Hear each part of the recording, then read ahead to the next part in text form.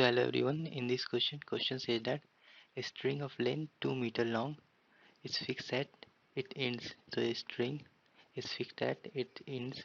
Say this is the two ends, and the string is fixed, which is L equal to 2 meter long, and now is driven by a 240 Hz vibrator. The string vibrates in the third harmonic mode.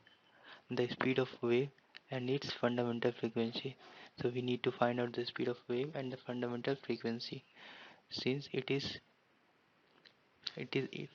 fixed at both ends, so the fundamental frequency or the harmonic mode is given by formula Fn equal to n v by 2l, where v is the velocity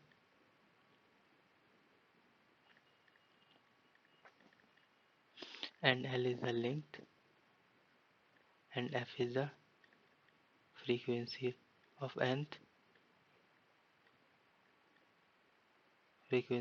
nth harmonic mode.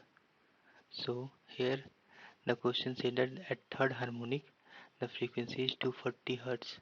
So f3 equal to 240 Hz, and the length is given also here 2 meter.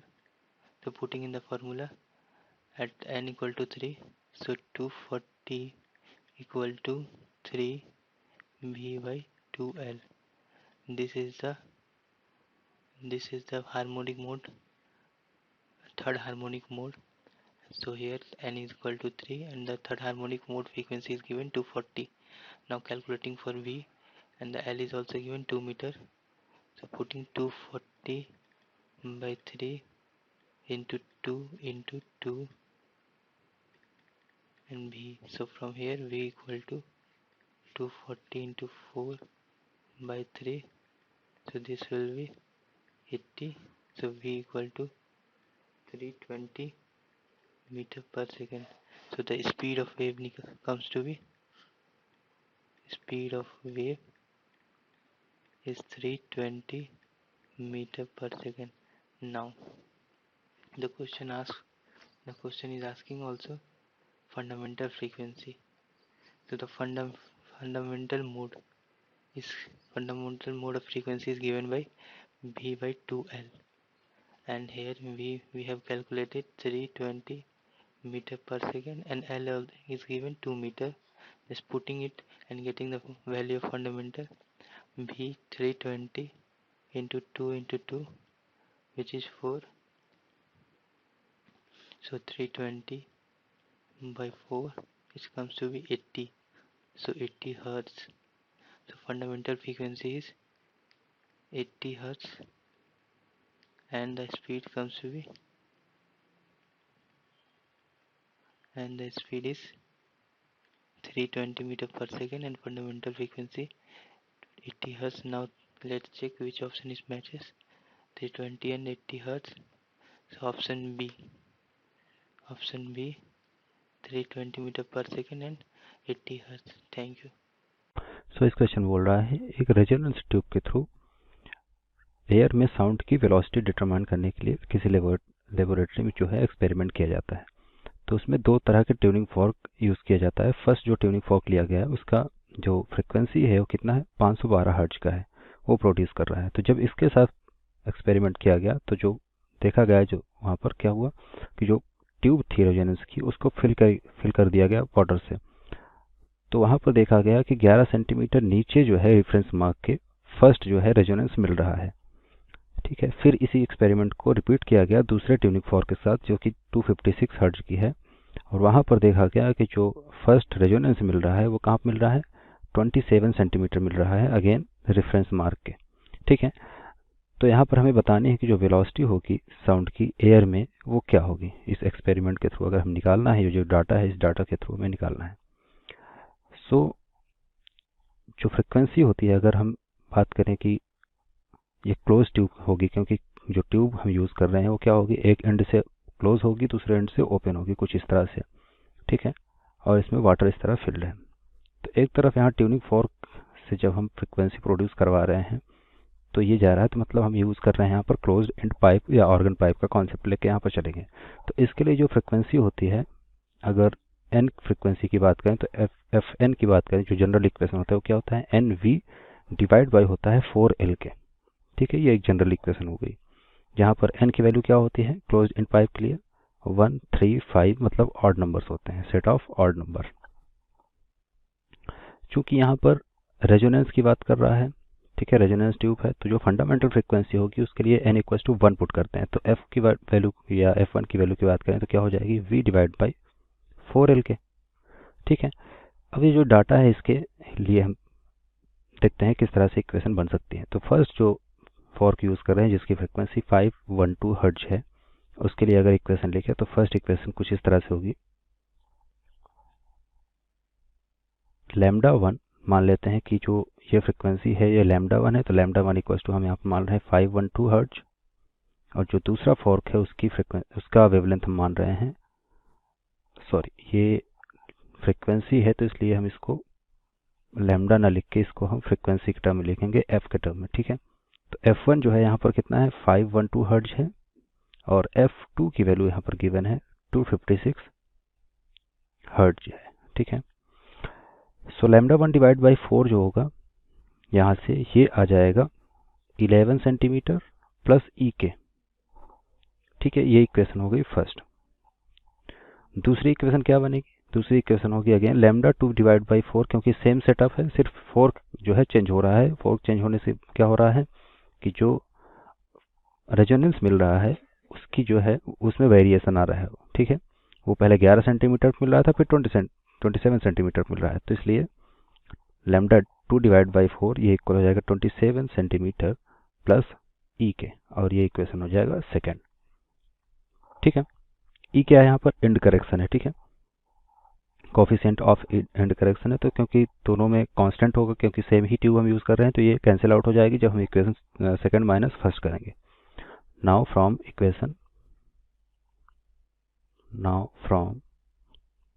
Equation second minus first. ठीक है, सो ये हो जाएगा lambda two minus lambda one divide by 4, common है दोनों में, और ये इक्वल हो जाएगा 0.16 के। ठीक है, और यहाँ पर साथ ही साथ अगर देखें तो हमें दिया गया है कि फोर्क की फ्रिक्वेंसी जो है 512 और 256 है। तो दोनों के लिए अगर यहाँ पर इसको इक्वेशन थर्ड हम बोल सकते हैं, तो दोनों के लिए अगर हम फ्रिक्वेंसी को अगर वेवलेंथ के टर्म में लिखें तो क्या होगा, क्योंकि फ्रिक्वेंसी अगर देखें तो जो न्यू होता है, या इसको एफ से डिनोट करें तो एफ इक्वल टू क्या होता है सी बाई लैम्डा के, तो लैम्डा इक्वल टू क्या हो जाएगा सी बाई एफ के। ठीक है, क्योंकि यहाँ वेलोसिटी ऑफ जो साउंड है हम सी यूज़ नहीं कर सकते, क्योंकि ये लाइट के लिए यूज होता है, तो यहाँ पर हम वी यूज़ करेंगे सी की जगह पर। ठीक है, जो वेलोसिटी है, तो स्पीड ऑफ लाइट की जगह पर हम वेलोसिटी ऑफ साउंड यूज़ कर रहे हैं, तो उसको वी से हम यहाँ डिनोट कर रहे हैं। तो दोनों के लिए हम लैम्डा की वैल्यू निकाल लेते हैं, लैम्डा वन और लैम्डा टू की वैल्यू क्या होगी। तो लैम्डा वन की वैल्यू देखें तो क्या हो जाएगी, लैम्डा वन इक्वल टू हो जाएगा वी डिवाइड, क्योंकि वेलोसिटी ऑफ साउंड तो सेम ही होगा दोनों केस में, तो वी डिवाइड बाई क्या हो जाएगा 512, and lambda two equal to आ जाएगा वी डिवाइड बाई 256 के। ठीक है, तो ये दोनों वैल्यू उठा के यहाँ पर पुट कर देते हैं, पुट करते ही हमें आंसर मिल जाएगा। सो यहाँ से इसको सॉल्व करने के बाद ये हो जाएगा v डिवाइड बाई 4, इसमें वैल्यू पुट करने पर v डिवाइड बाई 4, क्योंकि v दोनों कॉमन है, और ये हो जाएगा 512,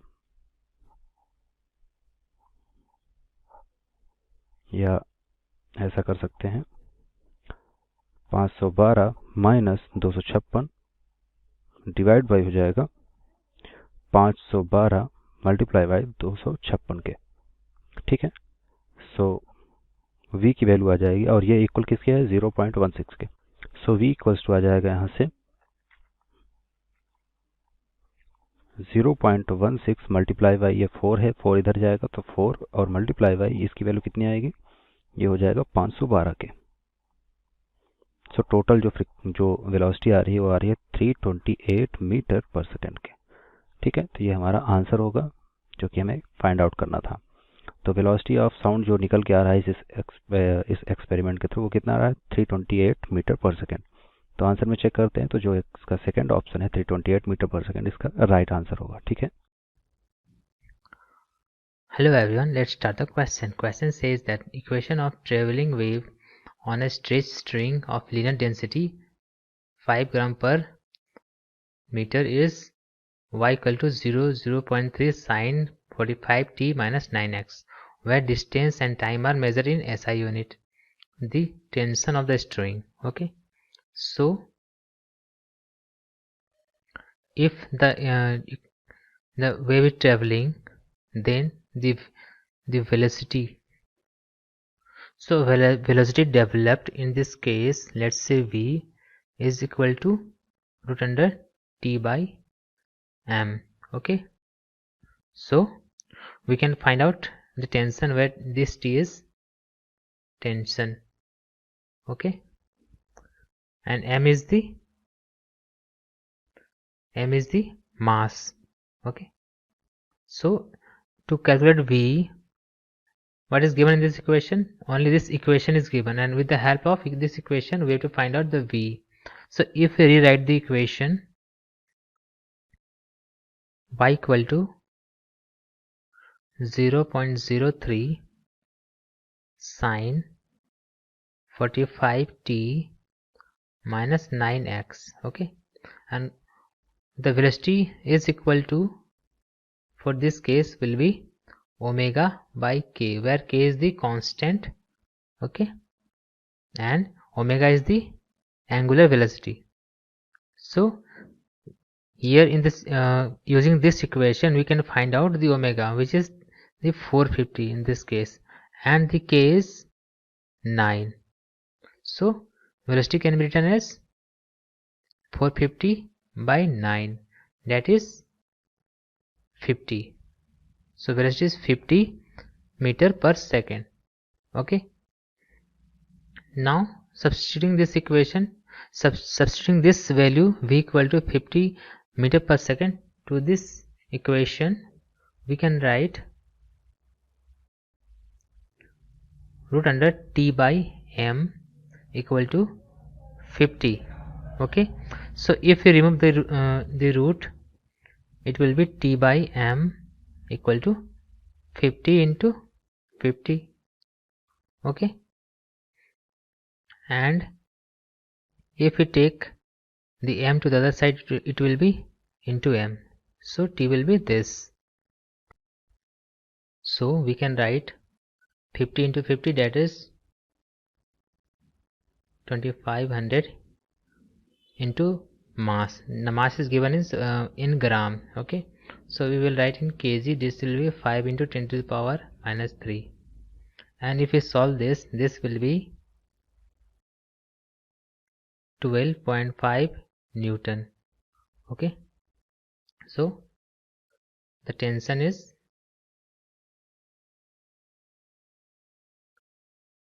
12.5 Newton. Thank you. देखो इस क्वेश्चन में मुझे क्या गिवन है, that an organ pipe closed at one end has fundamental frequency of 1500 hertz, fundamental frequency 1500 hertz, then the maximum number of overtones generated by the pipe which is normal person can hear. ठीक है, तो question मुझे क्या बोल रहा है कि मेरे पास एक ऑर्गन पाइप है जो कि वन एंड से क्लोज्ड है और उसकी फंडामेंटल फ्रीक्वेंसी जो है, फंडामेंटल फ्रीक्वेंसी जो है it is equals to 1500 hertz. और मुझसे पूछा है कि मैक्सिमम नंबर ऑफ कितने ओवरटोन्स हो सकते हैं जो कि एक नॉर्मल पर्सन हियर कर सकता है. ठीक है, तो इस क्वेश्चन को कैसे करेंगे देखते हैं. तो देखो हम जानते हैं कि एक जो नॉर्मल पर्सन होता है वो कितनी फ्रीक्वेंसी सुन सकता है, अप टू 20,000 हर्ट्ज. ठीक है, या फिर मैं बोल सकता हूँ कि 20 किलो हर्ट्ज तक की फ्रीक्वेंसी एक नॉर्मल पर्सन सुन सकता है. ठीक है, तो जो क्लोज्ड पाइप है उसकी फ्रीक्वेंसी कैसे लिखेंगे हम, फ्रीक्वेंसी ऑफ क्लोज्ड पाइप, इसको मैं कैसे लिख सकता हूँ, v frequency n into v by 4l. ठीक है, और ये जो v बाय 4l है ये मेरी फंडामेंटल फ्रीक्वेंसी है. ठीक है, तो ये क्या आ गया मेरे पास, v बाय 4l मेरे पास फंडामेंटल फ्रीक्वेंसी है, और ये जो है फ्रीक्वेंसी ये है कि मैक्सिमम आदमी कितनी सुन सकता है. ठीक है, तो मैक्सिमम आदमी कितनी सुन सकता है मेरे पास 20,000, maximum frequency a person can hear is 20,000 is equals to n into fundamental frequency, वो कितनी है 1500 हर्ट्ज। तो यहाँ से n की वैल्यू मेरे पास कितनी आ गई, ये आ गया मेरे पास 20,000 डिवाइडेड बाय 1500, तो ये कैंसिल हो जाएंगे यहाँ से और ये बचेगा मेरे पास, ये हो जाएगा 13.33 समथिंग, यानी कि n की वैल्यू आ रही है मेरे पास 13.33, लेकिन n तो मेरा इंटीजर हो सकता है, ठीक है, क्योंकि ये तो नंबर ऑफ हार्मोनिक्स है मेरे, ठीक है, तो n की वैल्यू कितनी हो जाएगी 13 मान लूँगा n की वैल्यू में, ठीक है। तो यहाँ से मैं बोल सकता हूँ कि n की वैल्यू मेरे पास 13 आई है, तो मैक्सिमम पॉसिबल हार्मोनिक्स क्या क्या हो सकते हैं मेरे, ये हो सकते हैं मेरे 1, 3, 5, 7, 9, 11 एंड 13, ठीक है। तो मैक्सिमम n की वैल्यू मेरे पास आई है 13, तो जो मैक्सिमम पॉसिबल हार्मोनिक्स है वो हो जाएंगे ये, ठीक है। तो मैं बोल सकता हूँ कि जो आदमी है वो 13th हार्मोनिक तक सुन सकता है, ठीक है। n जो है 13 आ रहा है, तो ये मेरे हार्मोनिक्स हो गए, तो मैं बोल सकता हूँ कि man can hear up to 13th harmonic, ठीक है।